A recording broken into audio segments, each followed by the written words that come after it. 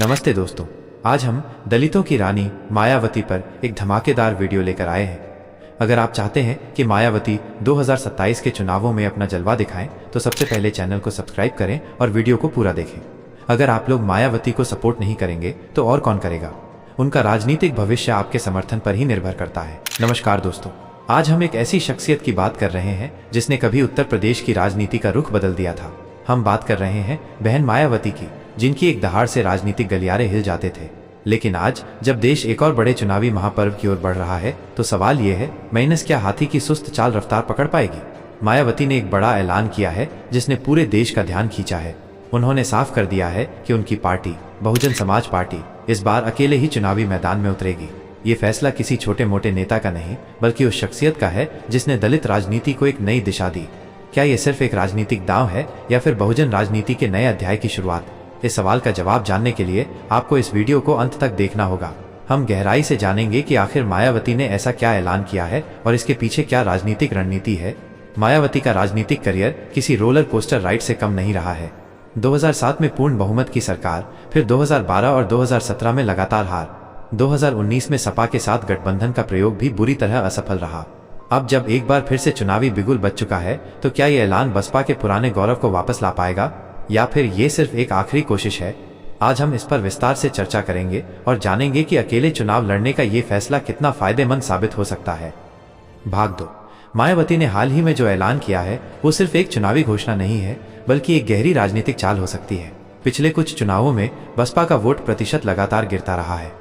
2019 के लोकसभा चुनाव में सपा के साथ गठबंधन के बावजूद बसपा को सिर्फ 10 सीटें मिली। उससे पहले 2014 में पार्टी का खाता भी नहीं खुल सका था। ऐसे में अकेले चुनाव लड़ने का फैसला क्यों? क्या मायावती ने कोई मास्टर स्ट्रोक चला है? इस फैसले के पीछे कुछ महत्वपूर्ण कारण हो सकते हैं।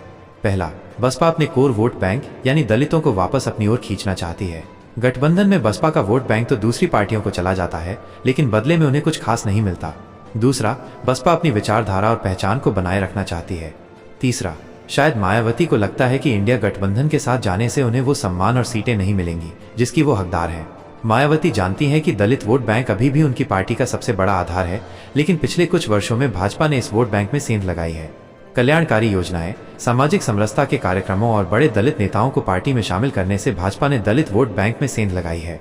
ऐसे में अकेले चुनाव लड़कर मायावती शायद अपने वोट बैंक को ये संदेश देना चाहती हैं कि बसपा अब भी उनकी अपनी पार्टी है और किसी दूसरे गठबंधन का हिस्सा नहीं है।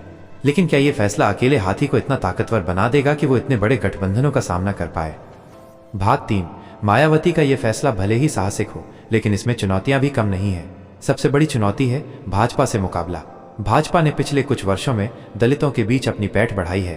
कल्याणकारी योजनाएं, सामाजिक समरसता के कार्यक्रमों और बड़े दलित नेताओं को पार्टी में शामिल करने से भाजपा ने दलित वोट बैंक में सेंध लगाई है।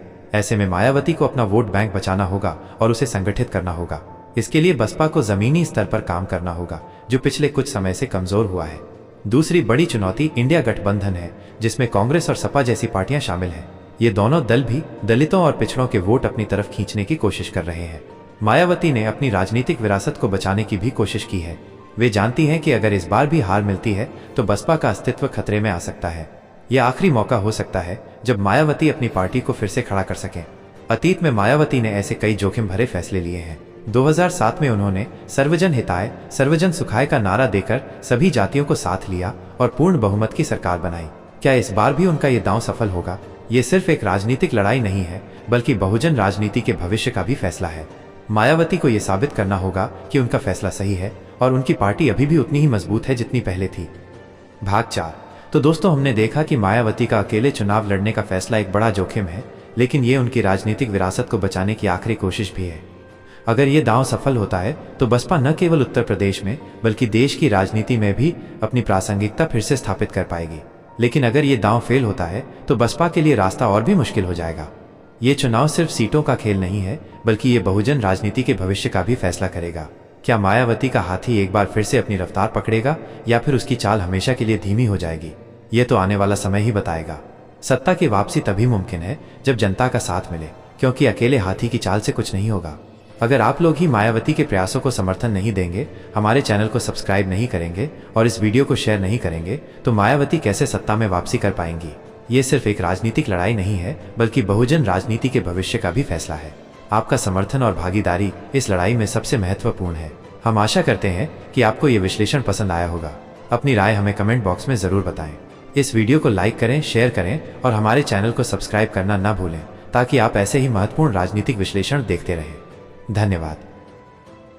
आपको अगला वीडियो किस टॉपिक पे चाहिए, हमें कमेंट में ज़रूर बताएं। अगर इस वीडियो पर 500 लाइक्स और 50 कमेंट्स आते हैं तो हम जल्द ही आपकी पसंद के टॉपिक पर नया वीडियो लेकर आएंगे। आपका साथ ही हमारी ताकत है।